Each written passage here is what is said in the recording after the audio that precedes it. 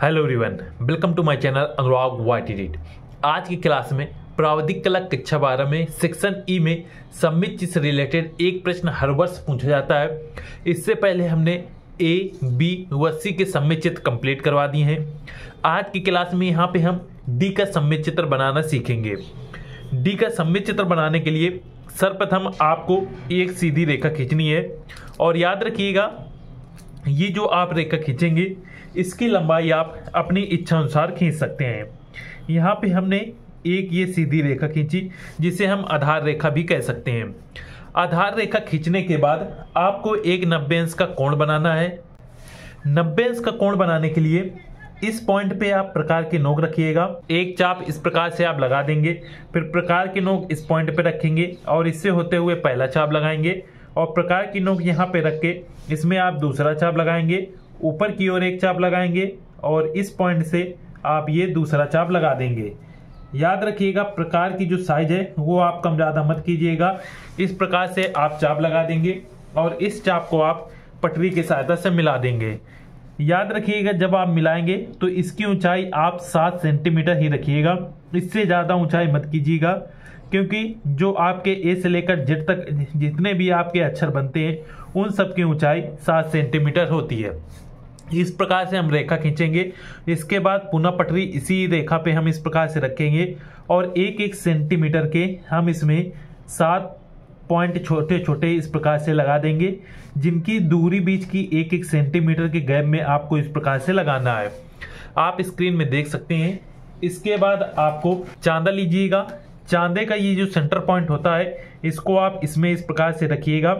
जब आप बिल्कुल इसमें रखेंगे तो आप देख सकते हैं कि ये देखिए रेखा बिल्कुल इसके ऊपर गई है। ये जो रेखा है ये 180 अंश के ऊपर रहेगी और ये जो 90 अंश की रेखा है ये देखिए हमने प्रकार की सहायता से बनाया है तो बिल्कुल सही बना है। इसके बाद आप इस तरफ आएंगे और यहाँ पे आपको 30 लिखा हुआ मिलेगा। यहाँ पे जहाँ पे 30 लिखा है इसके सामने एक पॉइंट रख देंगे। इस 30 अंश से होते हुए एक आप सीधी रेखा इस प्रकार से खींच देंगे, जिसकी लंबाई आप छोटी ही रखिएगा। इस प्रकार से रेखा खींचने के बाद इस रेखा पे हम पुनः पटरी रखेंगे और इस पॉइंट से हमें 1 सेंटीमीटर का एक पॉइंट इस प्रकार से लगा देना है, 1 सेंटीमीटर नाप के।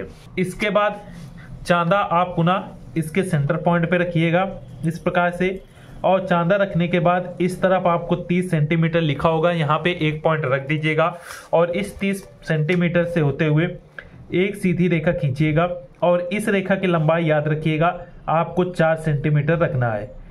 4 सेंटीमीटर की हम इस प्रकार से रेखा खींचेंगे और इसमें एक एक सेंटीमीटर नाप के 4 पॉइंट इस प्रकार से लगा देंगे।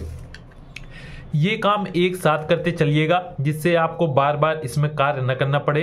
इसके बाद आप यहाँ पे ऊपर की ओर आएंगे तो इससे होते हुए हमें 1 सेंटीमीटर इस प्रकार से नापेंगे और 1 सेंटीमीटर दूर एक पॉइंट इस प्रकार से रख देंगे और इस पॉइंट को और इस रेखा पे हमने ये जो पॉइंट लिया था इससे होते हुए एक सीधी रेखा खींच देंगे और इसकी जो ऊंचाई रखी जाएगी वो भी आपको 7 सेंटीमीटर ही ऊंचाई रखना है। 7 सेंटीमीटर की इस प्रकार से हम रेखा खींच देंगे। रेखा खींचने के बाद पुनः इसी रेखा पे हम एक एक सेंटीमीटर के इस प्रकार से पॉइंट रखेंगे। पॉइंट रखने के बाद इस रेखा का ये पॉइंट और इस रेखा के ये पॉइंट इन दोनों को हम आपस में मिला देंगे। इस प्रकार से इन दोनों को हमने आपस में मिला दिया है। अब इसके बाद अब इस रेखा में हमने ये 4 पॉइंट लिए थे इनसे सीधी बिल्कुल एक हम 7 सेंटीमीटर की रेखाएं खींचेंगे। तो याद रखिएगा ये जो आप रेखाएं इस प्रकार से खींचेंगे ये सभी रेखाएं इस रेखा के बिल्कुल इस प्रकार से समांतर होनी चाहिए और इनकी ऊंचाई हम 7 सेंटीमीटर रखेंगे। इस प्रकार से सभी रेखाओं की आप देखिएगा 7 सेंटीमीटर लंबी ये रेखाएं आप खींच देंगे।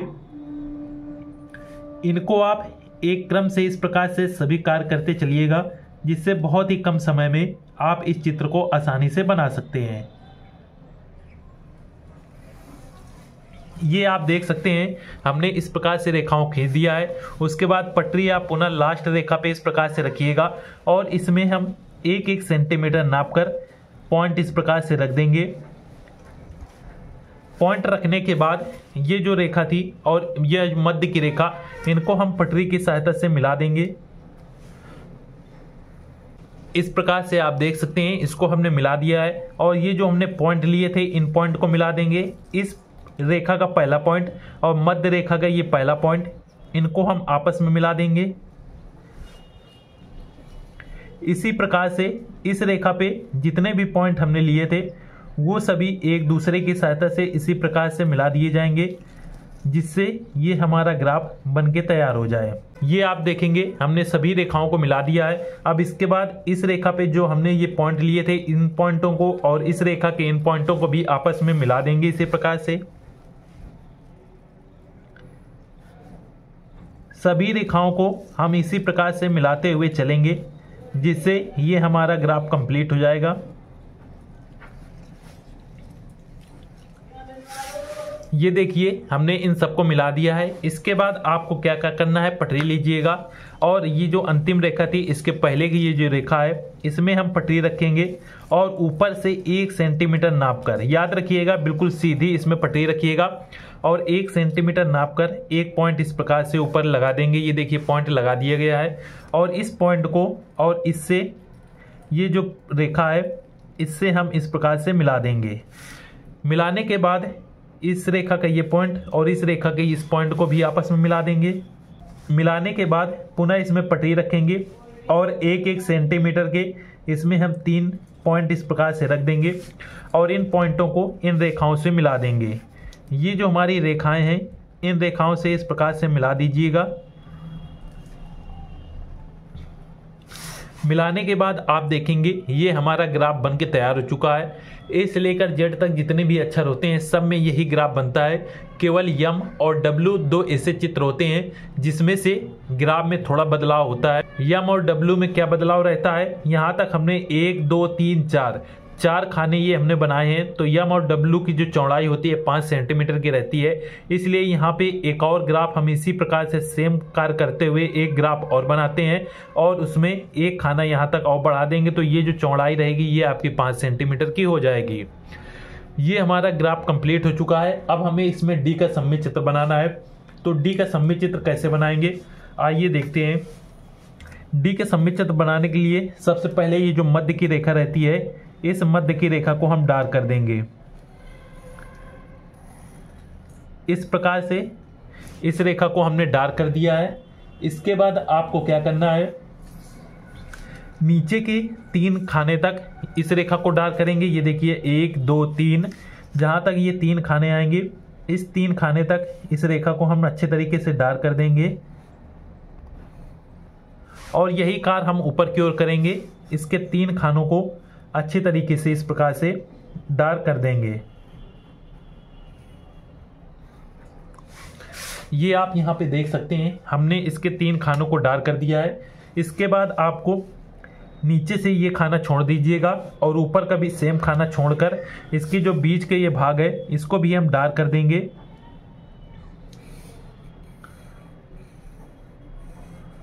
इस प्रकार से और इसके बाद यहाँ से होते हुए आपको यहाँ से होते हुए एक वक्र बनाना है।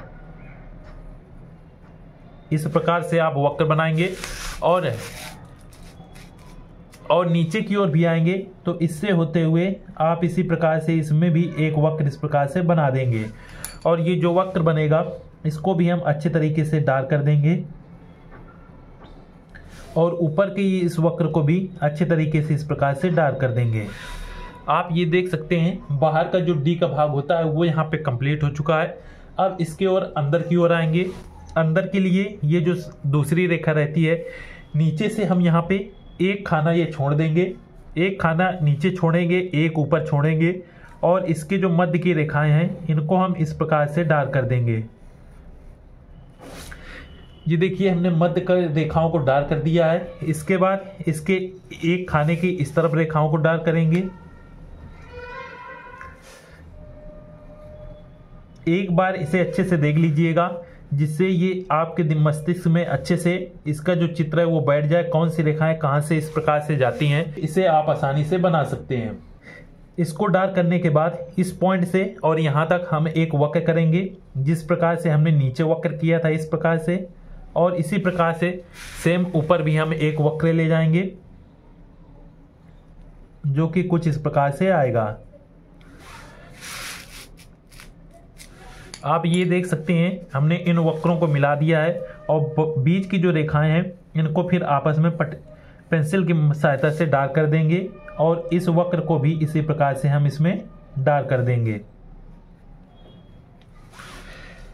इतना कार्य करने के बाद अब हमें अंदर का भाग बनाना है। तो अंदर का भाग बनाने के लिए आप इस पॉइंट से आइएगा और इस पॉइंट से और इस पॉइंट में एक वक्र इस प्रकार से करेंगे जो कि कुछ इस प्रकार से जाएगा, और बाकी जो ऊपर की रेखाएं हैं इनको हम इस प्रकार से पेंसिल की मदद से इनको भी डार्क कर देंगे और ये जो वक्र गया है इसको भी अच्छी तरीके से कवर कर देंगे। ये हमारा अंदर का कार्य कंप्लीट हो चुका है। अब बाहर का भाग बनाने के लिए ये जो अंतिम रेखा है इसको आप पूरा इस प्रकार से डार्क कर दीजिएगा। याद रखिएगा डी बहुत ही सरल होता है और इसे हम आसानी से बना सकते हैं। 102 बार इसकी यदि आप प्रैक्टिस कर लेंगे तो ये आपका बनने लगेगा। इसके बाद ऊपर के 3 खाने तक इसको हम डार्क करेंगे।